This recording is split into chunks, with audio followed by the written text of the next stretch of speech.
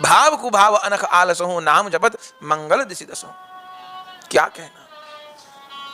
तो नाम कही नामी बोले, और बंधुओं नाम अजामिल साखी, नाम बंधन ते खोले। नाम को पुकारने पर नामी के कान में अवश्य भनक जाती है। एक कथा सुनाए आपको, सत्य।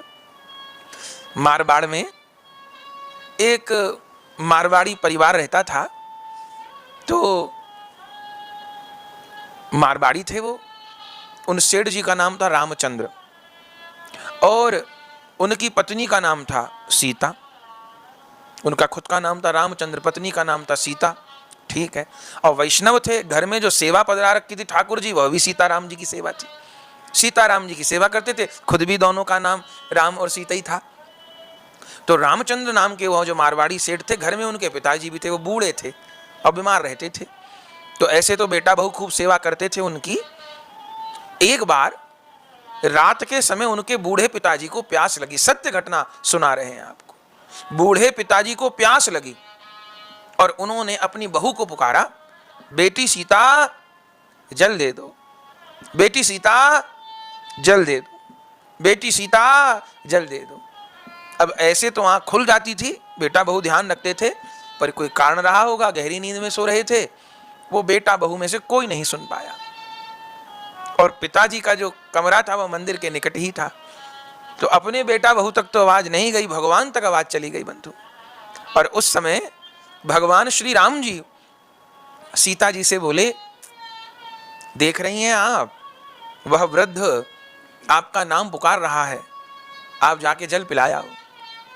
सीता जी ने प्रभु से कहा, प्रभु मुझे नहीं बुला रहा, वह तो अपने बेटे की बहू को बुला रहा है, मुझे नहीं बुला रहा। उसके बेटे की बहू का जो हमारी सेवा करते हैं, उनका नाम भी तो हमारे आपके नाम पर है, उसको बुला रहा है। राम जी ने कहा, कुछ भी हो पर यह नाम तो आपका ही है। बोले, हाँ नाम तो मेरा ही है। तब ठीक, कोई बात नहीं, नकली सीता नहीं उठ पा रही तो असली सीता को पिलाना चाहिए। ठीक है प्रभु, जैसी आज्ञा। तब बंधुओं स्वयं मंदिर से सीता जी अपनी चांदी की झारी, वह वैष्णव चांदी के पात्र में ठाकुर जी को जल भर के रखते थे, सीता जी स्वयं चांदी के झारी में जल लेकर के उस वृद्ध के पास रखे आई। अब उस बूढ़े व्यक्ति को तो पता नहीं, बस उसको लगा अंधेरा तो ठाई, आहट हुई तो बस जल पी लिए मुंह लगा के, पता नहीं ठाकुर जी का पात्र है। और ऐसा जल पिया कि क्या कहना, जन्म जन्म की तृप्ति हो गई, रोग भी ठीक हो गया। और सवेरे जब पति पत्नी सेवा में गए तो देखे कि ठाकुर जी की झारी नहीं है, कहां गई कहां गई कहां गई।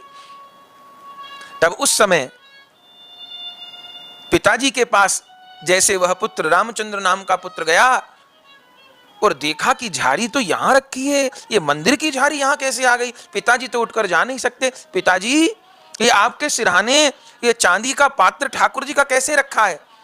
अरे बेटा, रात को बहू तो दे गई थी, कैसे, मुझे आधी रात को प्यास लगी, जोर जोर से बुला रहा था, बेटी सीता जल दे दो, बेटी सीता जल दे दो।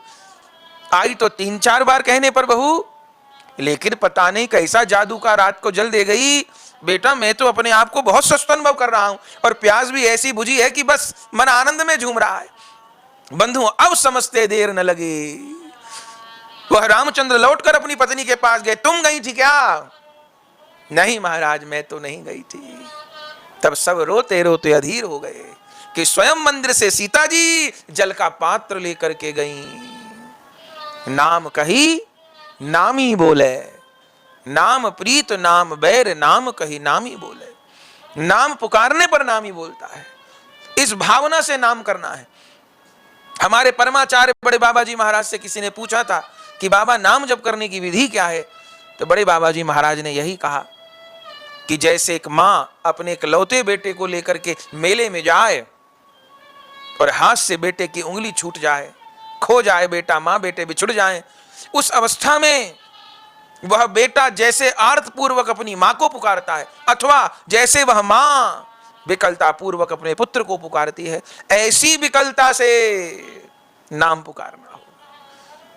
कन्हैया के मथुरा जाने के बाद जिस आर्त से यशोदा जी ने नाम पुकारा, जिस आर्त से गोपी जन ने नाम पुकारा, बंधुओं उस रीति से नाम पुकारना पड़ेगा। नाम कहीं नाम ही बोले। नाम सुनकर के राम नाम रटते रहो, कृष्ण नाम रटते रहो, जब लगी घट में प्राण, कबहु तो दीन दयाल के भनक पड़ेगी कान।